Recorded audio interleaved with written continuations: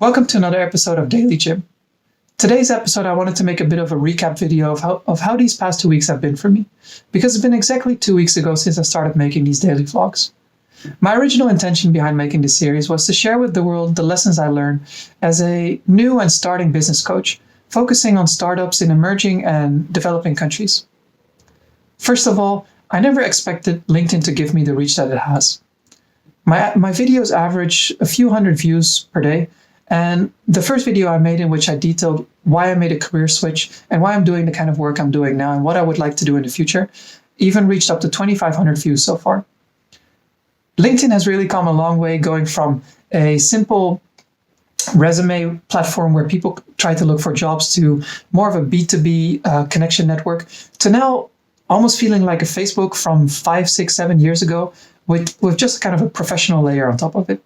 I feel that people are a lot more engaging than they used to be, and also people reach out much more quickly and in a much more informal tone than it used to be years ago. That brings me to the second point. I've met a lot of interesting people the past few weeks, and I've tried to set up calls with everybody that I didn't know before that has reached out to me, or people that I thought were interesting, and I tried to reach out to them. During those calls, I really tried to focus on the value I can bring to them.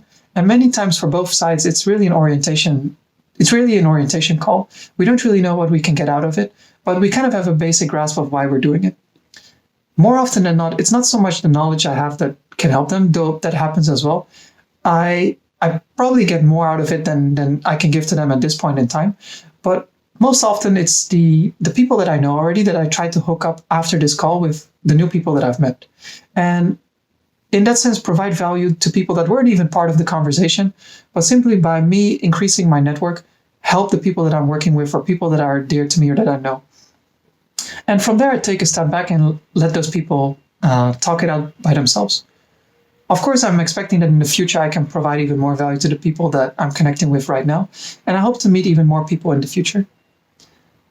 That brings me to the third point, which has more to do with me personally and how I've seen that I've grown and changed over these past few days. In the beginning, I didn't feel so comfortable on camera. It was really a new experience talking to a camera rather than talking to a person.